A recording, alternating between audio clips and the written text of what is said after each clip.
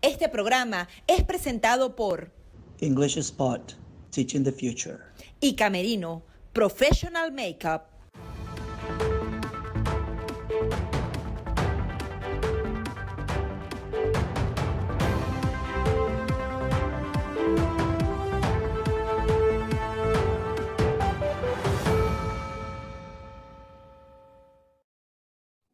Diálogo, negociación, mucha expectativa, mucha incertidumbre con respecto a lo que pasará luego de este proceso en Venezuela. Ahora vamos a conversar con Colette Capriles. Ella es profesora, investigadora, adicionalmente licenciada en psicología y politóloga, y pertenece a este grupo de trabajo creado por el Atlantic Council dedicado 100% a Venezuela. Muchísimas gracias, profesora, por acompañarnos. No, muchas gracias por la invitación. Hay muchísimas dudas con respecto al proceso de diálogo que se inició ya en México y que próximamente tendrá su primera reunión formal. ¿Qué lleva a esa mesa a la oposición y al gobierno? Si usted nos puede dar en grandes rasgos qué van a buscar, qué van a ganar o qué van a perder dentro de este proceso. Sí, eso de verdad es una excelente pregunta porque creo que es la que muchos se hacen, ¿no? Digamos, ¿cuál es la situación? ¿Qué ha cambiado en la situación venezolana que hoy es posible volver a una mesa de negociación? ¿Y cuáles serían las diferencias con otros intentos anteriores? Yo creo que esa es una pregunta que ha sido, pues, que preocupa a la mayoría, ¿no? La situación es la siguiente, ha cambiado porque, vamos a decirlo de una manera muy rápida, ¿no? Ninguna de las dos partes, ni el gobierno ni la oposición, está en condiciones de seguir tal como viene. Digamos. La crisis venezolana es tan grande que persistir en el conflicto político de la manera en que ha venido ocurriendo este conflicto, no es productivo para nadie. Ustedes dirán, y eso es una pregunta que es muy obvia, dicen, bueno, pero aquí hay un proyecto de la oposición, que es el cambio político, y hay un proyecto del gobierno, que es mantenerse, ¿no? en el poder. Ciertamente esos dos proyectos siguen allí, pero lo que está muy claro para ambas partes es que eso no puede, ninguno de esos objetivos puede lograrse si no hay una redefinición de las reglas del juego político. Es lo que hemos podido ver en los últimos años. Cada parte política asociada a su propio proyecto ha tratado de avanzar en él, ¿no? El gobierno de Maduro ha intentado, pues, resistir, y ha logrado, de hecho, resistir a lo que interpreta como un ataque, digamos, a su existencia, y por otra parte la oposición ha intentado efectivamente producir un cambio político. Pero ninguno de esos dos objetivos son viables para ninguno de los dos en este momento, si no hay una redefinición de las relaciones políticas, de las reglas, que en realidad están amparadas en la Constitución. En el fondo, esta negociación tiene, a diferencia de las anteriores, un objetivo muy importante, que es básicamente volvamos a las reglas que la Constitución establece para el juego político, para la disputa del poder. Eso, por supuesto, implica un cambio para ambas partes. Si ambas partes tienen que entender, y de hecho han entendido, por lo menos en la voluntad de sentarse, han entendido que tienen que conceder la manera en que estaban, digamos, persiguiendo sus respectivos proyectos políticos. Entonces, hay una novedad, hay una diferencia, y la diferencia es esa, que dentro de la crisis en que Venezuela se encuentra, tenemos una población que está orientada hacia la supervivencia, que necesita concentrarse en la supervivencia y que ha abandonado también los afectos políticos. Y eso preocupa también a ambas partes, porque la población ya no cree ni en el gobierno ni en la oposición, vamos a decirlo en esos términos muy crudos. Por supuesto que no es exactamente así, pero digamos, la población de Venezuela quiere un cambio político, quiere un cambio en sus condiciones de vida. Y esa demanda tiene que ser atendida por ambas partes. Y eso es lo que es nuevo en esta negociación. Entender que ninguna de las dos partes por sí sola puede, digamos, adelantar su propio proyecto de uno de mantenerse en el poder, otro de cambiar al régimen. Entonces, hay una especie de confluencia, digamos, involuntaria casi, ¿no? Que hace muy favorables las condiciones para que de esa negociación salga en algún momento no, desde ya además debería ser prioritario, salgan acuerdos que la población reciba como muestras de la voluntad que tienen los sectores políticos de resolver la situación de Venezuela. Usted ha dado Entonces, un punto que es clave. Por un lado, uno, mantenerse en el poder, el otro, lograr un cambio político, pero a fin de cuentas, ¿dónde queda el ciudadano? ¿Cómo se beneficia más allá del cambio político cuando son correcto. muchísimas más las aristas que hay que atender? Exactamente, esa pregunta es excelente porque marca mucho la diferencia de esta negociación con las anteriores.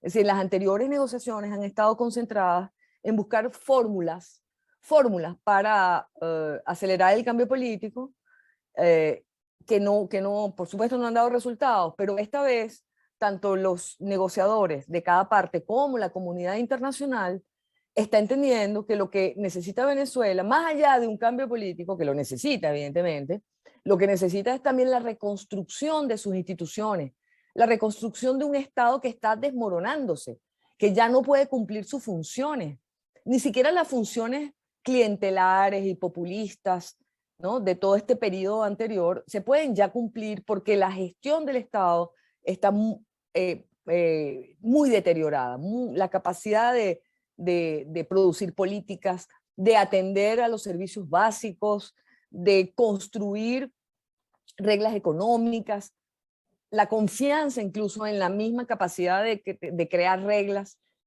Esa confianza no existe en este momento. Entonces, el gobierno también necesita, dentro de su proceso de entrar en una lógica de gobernar este país, necesita también crear confianza. No se puede crear confianza si no se cambian las reglas y si no hay un compromiso serio de respetar los acuerdos a los que se puedan llegar. Y efectivamente hay un énfasis en que ninguna negociación puede seguir dejando de lado las demandas más específicas y más urgentes de la población. La crisis humanitaria, desde las vacunas hasta el agua, ¿no?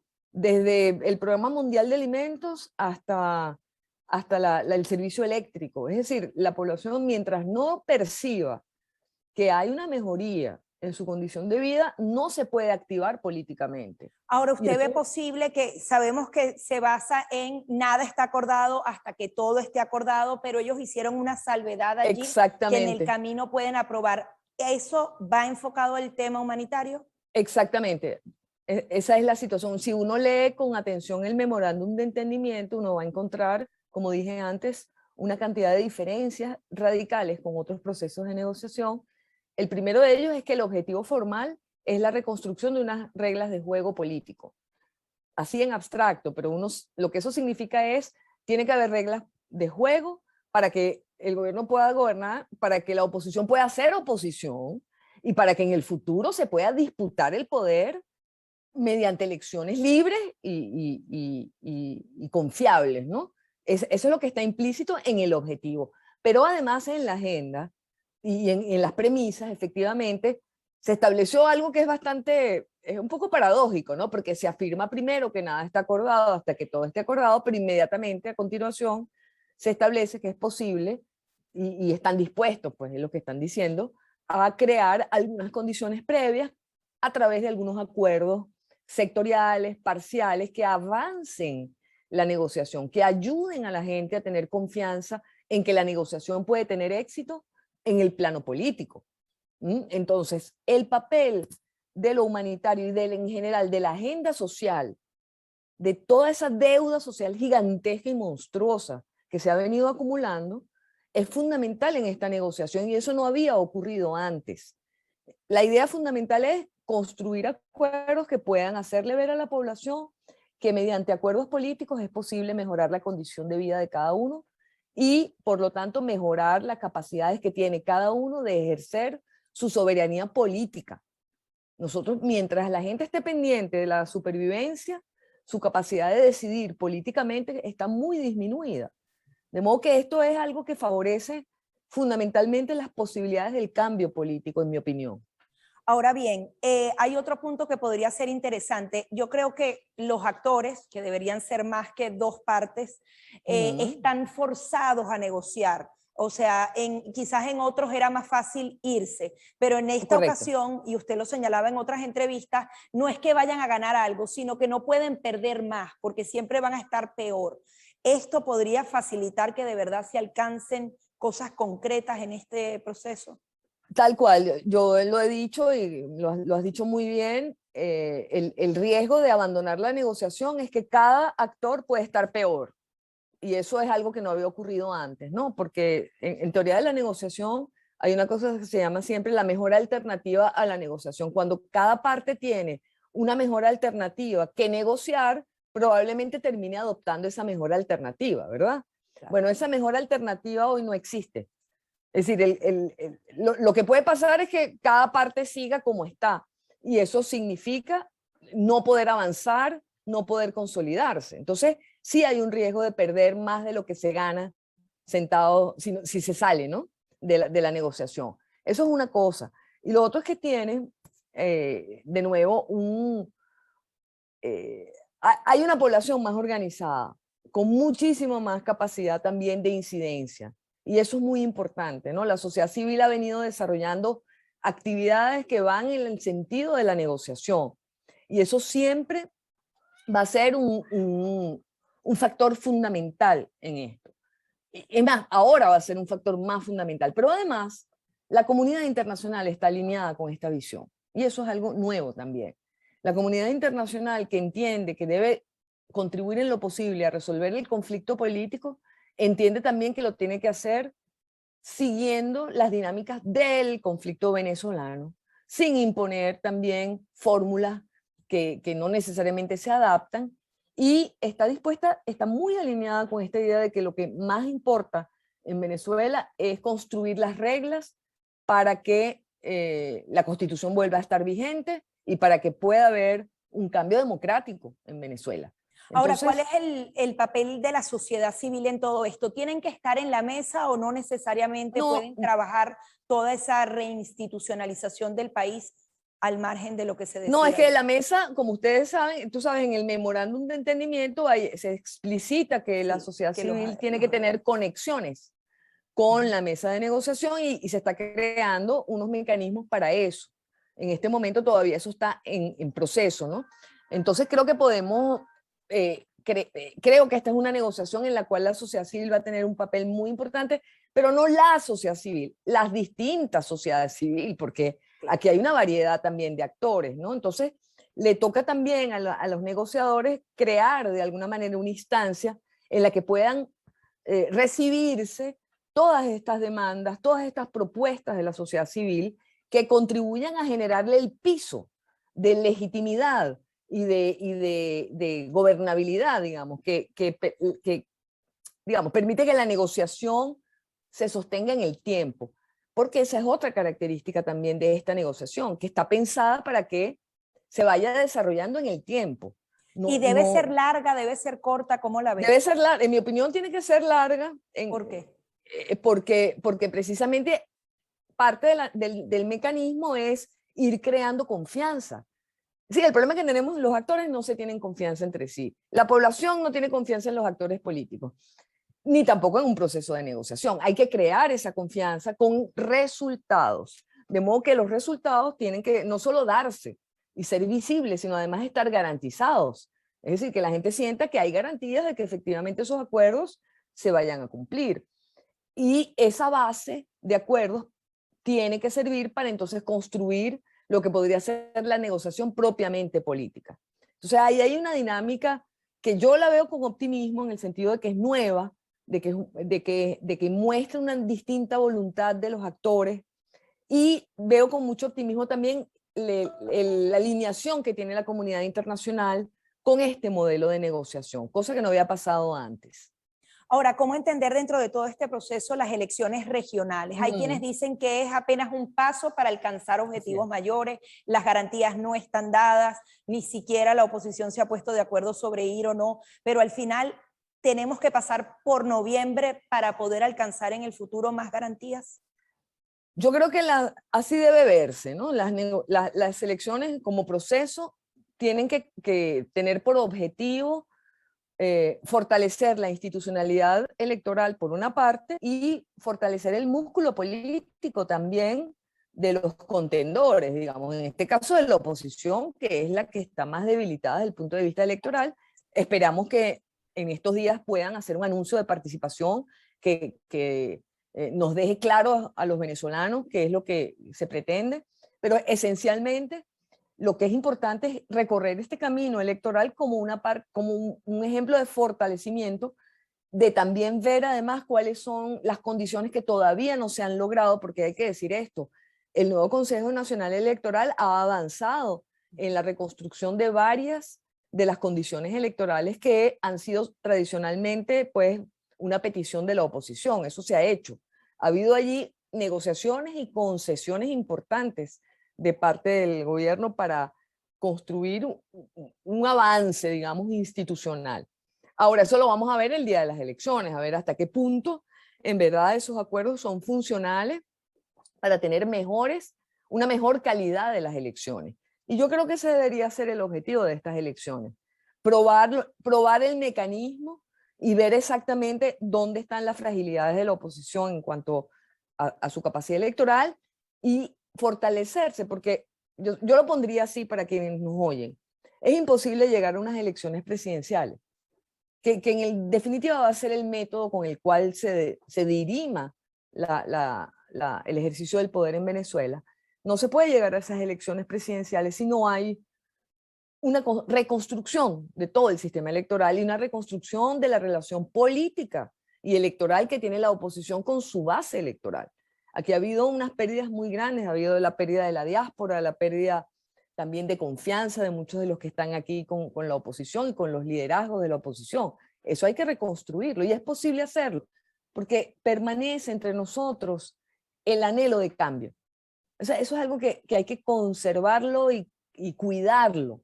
Es decir, que la gente no se vuelva escéptica, no tire la toalla, digamos, políticamente. Eso hay que reconstruirlo, ¿no? Ahora, ¿cómo pensar en unas elecciones presidenciales cuando estamos bajo un régimen de dictadura?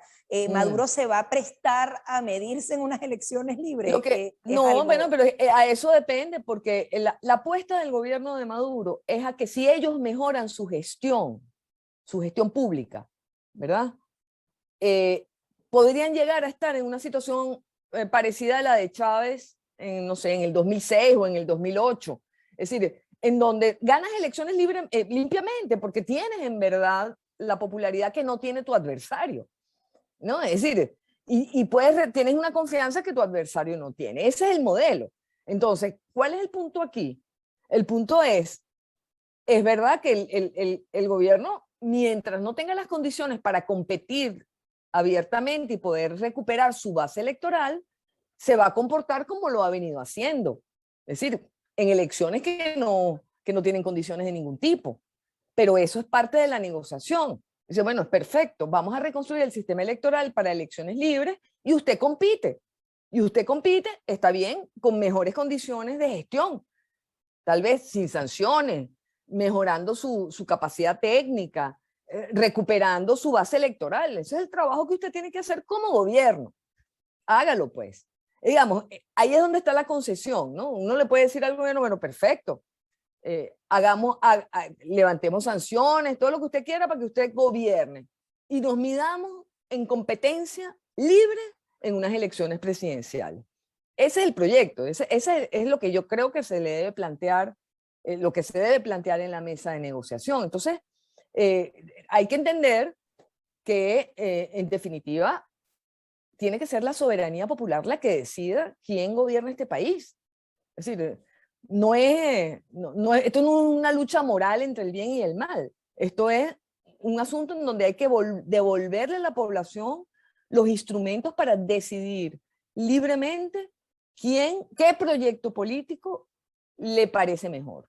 Ahora, ¿qué o pasa le cuando conviene. la sociedad civil no quiere decidirlo? Porque usted hablaba justamente Claro. de esa apatía. ¿Cómo ir trabajando en paralelo para que ellos vuelvan a creer y haya de Bueno, verdad una participación? por eso necesitamos lo que se llama efectos de demostración. O sea, en primer lugar necesitamos una demostración de que la clase política en general, oposición y gobierno, tienen el interés nacional como principal interés. Y eso significa concretamente para la gente acciones que mejoren su condición de vida.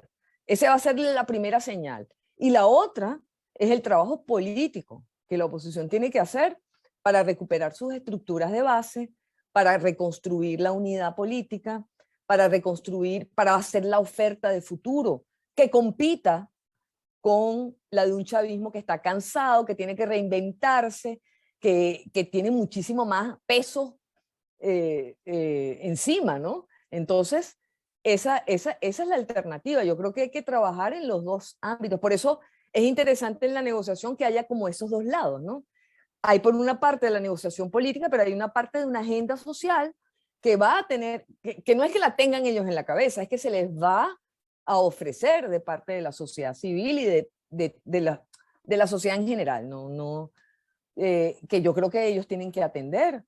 Digamos, si no, la recuperación de la confianza en lo político se va a retrasar tanto que podemos tener las mejores condiciones para unas elecciones presidenciales perfectas, elecciones suizas, pues, y vamos a tener un pueblo, una población escéptica, desconfiada y, digamos, estoica, pues, ¿no? ¿Sabes? Sin que ya no cree en lo político y que hace su vida al margen de lo político, ¿no? Muchísimas gracias, profesora, por todo este análisis tan profundo. No, muchísimas gracias a ti, preguntas excelentes, de verdad te agradezco la entrevista. Gracias. Gracias a usted. Son las declaraciones de Colette Capriles, politóloga, licenciada en psicología y también una de las integrantes del Venezuela Working Group, apoyado por el Atlantic Council. Hasta aquí nuestro programa Perspectivas. Este programa es presentado por English Spot, Teaching the Future. y Camerino Professional Makeup.